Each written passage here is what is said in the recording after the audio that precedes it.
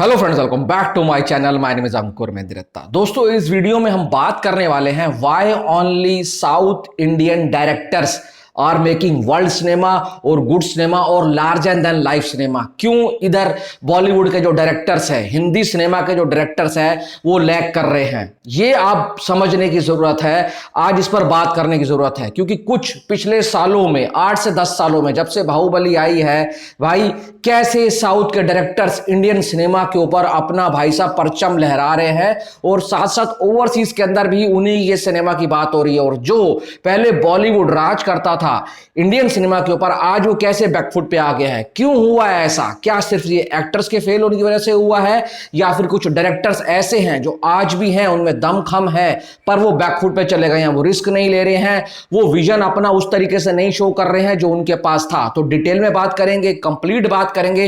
Video को and तक देखना, पूरा देखना। कुछ अच्छा लगता है चैनल को सब्सक्राइब करना। पहले हम बात करते हैं भाई साउथ के डायरेक्टर्स की, फिर हम बात करेंगे बॉलीवुड के उन डायरेक्टर्स की जिनके पास दमखम है पर विजन और रिस्क लेने की कमी है। पहले हम बात करें, चलो भाई साउथ के डायरेक्टर्स। अब साउथ के डायरेक्टर्स कौन है? देखो, राजामौली साहब जनक हैं, जनक। उन्होंने जो दिया है इंडियन सिनेमा को ना, आज तक कोई नहीं दे पाया।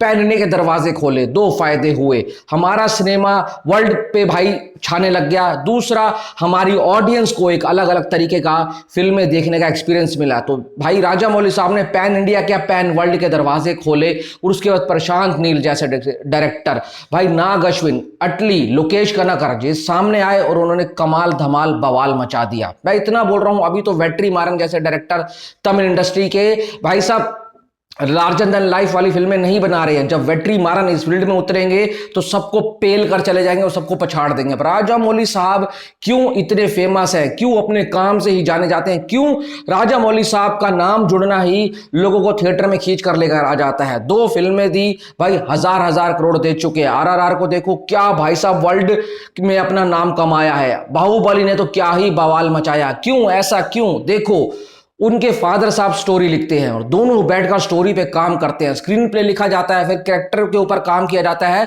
और जो एक्टर लेते हैं ना, उनको साफ साफ बोल देते हैं, भाई आपको 3-3 4-4 साल मुझे देना पड़ेगा तो ही मैं आपके साथ काम कर सकता हूं। अगर आप एग्री हैं तो आए। तो वो एक्टर भी फुल डेडिकेशन के साथ अपने आप को सौंप देते हैं। जैसे कि भाई गुरु द्रोण को पांडवों ने और भाई शिष्यों ने सौंप दिया था, वो उसको गुरु मानते हैं सही में। और राजामौली का फिर रिजल्ट देखो क्या निकल कर आता है। आज RRR के बाद रामचरण और NTR किस कद के ऊपर है। देखो, प्रभास का कद देखा है आपने, और अब जो महेश बाबू के साथ फिल्म आने वाली है उसके बाद महेश बाबू का भी आप हाइट देखना, वो किस लेवल के ऊपर पहुंच जाएंगे। वो 5-5 7-7 साल एक फिल्म को देखते हैं। वो ये नहीं सोचते कि दूसरा डायरेक्टर 3 फिल्में बना चुका है, 4 बना चुका है। नहीं, अभी भी अगर आप देखो ना भाई, RRR को आए हुए कितना टाइम हो गया और वो अभी तक भाई साहब महेश बाबू के साथ जो जंगल सफारी, जंगल एडवेंचर के ऊपर फिल्म आ रही है, उसकी स्क्रिप्टिंग पे ही काम चल रहा है, प्री प्रोडक्शन पे काम चल रहा है। सोचो ये कितना बड़ा रिस्क लेते हैं। 700-800 करोड़ लगाते हैं, 5 साल 7 साल के लिए अपने आप को झोंक देते हैं और उसका रिजल्ट देखो कितना आता है। मेहनत का फल और सब्र का फल मीठा होता है, वो कोई सीखे राजामौली साहब से। अब उन्हीं के नक्शे कदम पर बहुत से साउथ में डायरेक्टर हैं जो निकल पड़े हैं।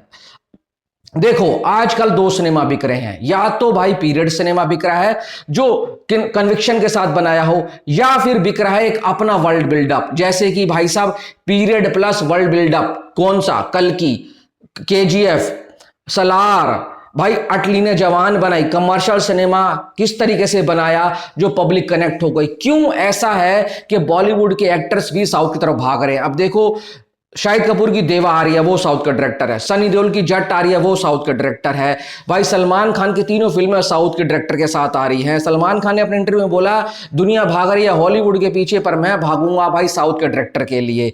विष्णुवर्धन के साथ द बुल आएगी, वो साउथ का डायरेक्टर है। अटली के साथ आनी है, सिकंदर आनी है AR मुर्गादास के साथ। तो क्यों उन डायरेक्टर को सलमान खान ने चूज किया? अब शाहरुख खान अटली के साथ फिल्म बनाई, 1150 करोड़ रुपए देकर चले गए। क्या बॉलीवुड में डायरेक्टर नहीं है? हैं, उनके ऊपर बात करूंगा। पर जो साउथ के डायरेक्टर्स हैं वो रिस्क लेते हैं, उनका विजन बड़ा है और वो एक बड़े स्केल के ऊपर सोचते हैं। बताओ, प्रशांत नील ने केजीएफ बनाई और उसके बाद सलार को क्या हाइप मिली।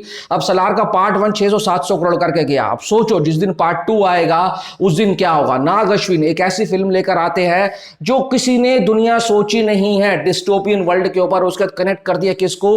विष्णु भगवान के 10वें अवतार कल्कि से, और उसमें कर्ण का कैरेक्टर ऐसा शो कर दिया, अर्जुन को इस तरीके से शो कर दिया कि पब्लिक पागल हो गई। आज वो 1000 करोड़ कर चुकी है और चारों तरफ भाई साहब उसी की चर्चा है। लोकेश कनगराज, भले इन्होंने 1000 करोड़ की फिल्म नहीं दी हो, इन्होंने विक्रम जैसी, लियो जैसी फिल्में बनाई हैं, और वो फिल्मों के बाद जो हाइप है इस बंदे की, हर बॉलीवुड का बड़े से बड़ा एक्टर इसके साथ काम करना चाहता है, क्योंकि इनका जो एलसीयू भाई साहब है, इनका सिनेमैटिक यूनिवर्स है, वो अपने आप में ही क्या हाइप है। आप मास्टर ले लो, आप भाई थलापति के साथ इन्होंने कितनी फिल्में कर ली होंगी, अटली ने, सॉरी, और भाई इनकी विक्रम क्या फिल्म थी। अब विक्रम 2 जिस दिन आएगी सोचो वो क्या कमाल मचा कर जाएगी। कैथी, इन सबसे कैसे इंटरलिंक कर रहे हैं।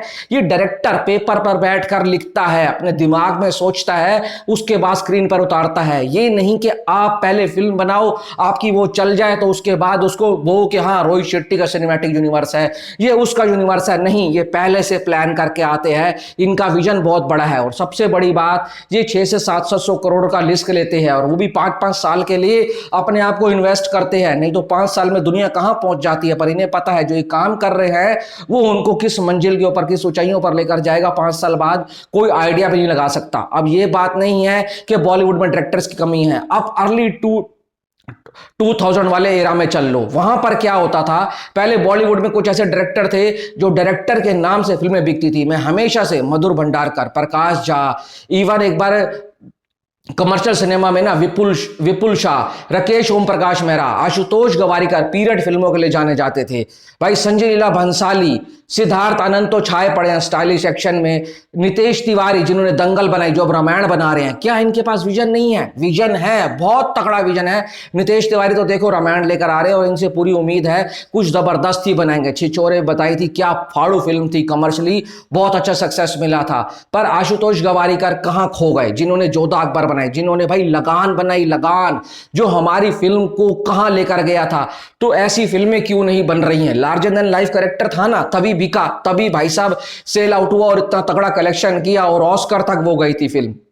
क्यों संजय लीला भंसाली बैकफुट पर चले गए? क्यों वो तबाइफों में घुस चुके हैं? क्या उनको अपने शूरवीर जो योद्धा है नहीं समझ आ रहे? बताओ, महाराणा प्रताप, पृथ्वीराज चौहान, सोहेल देव, भाई साहब छत्रपति शिवाजी महाराज, छत्रपति संभाजी महाराज, एक से एक धुरंधर हमारे पास शूरवीर योद्धा हैं। उनके ऊपर फिल्में बनाओ। देखो, पीरियड सिनेमा हमेशा से चलता हुआ आया है और चलेगा। पब्लिक सुनना चाहती है, देखना चाहती है। आज की जो जनरेशन है ना, वो चाहती है कि कोई ऐसा डायरेक्टर आए जो हमारे अपने हीरोज को सामने लेकर आए। अब बताओ, साउथ से हनुमान फिल्म आती है, प्रशांत वर्मा क्या कमाल मचाकर चले गए।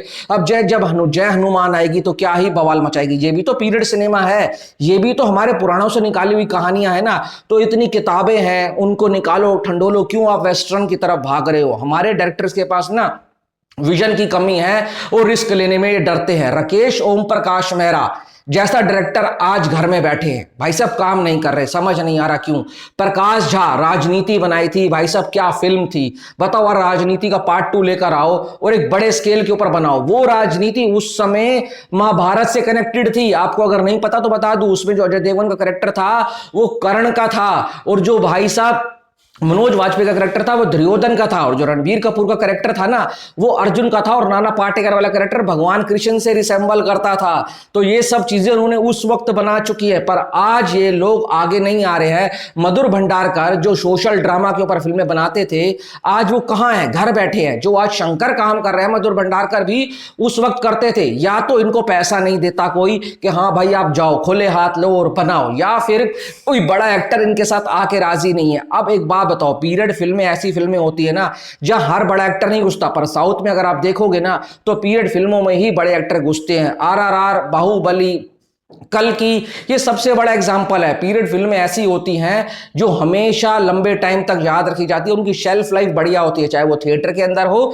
चाहे वो टीवी पे हो, चाहे वो ओटीटी पे हो, बार बार बार बार देखी जाती है। अब बाजीराव बनाई थी इन्होंने, संजीला भंसाली ने, क्या अच्छी फिल्म थी, क्यों नहीं उसके बाद ये भाई साहब पीछे हट गए।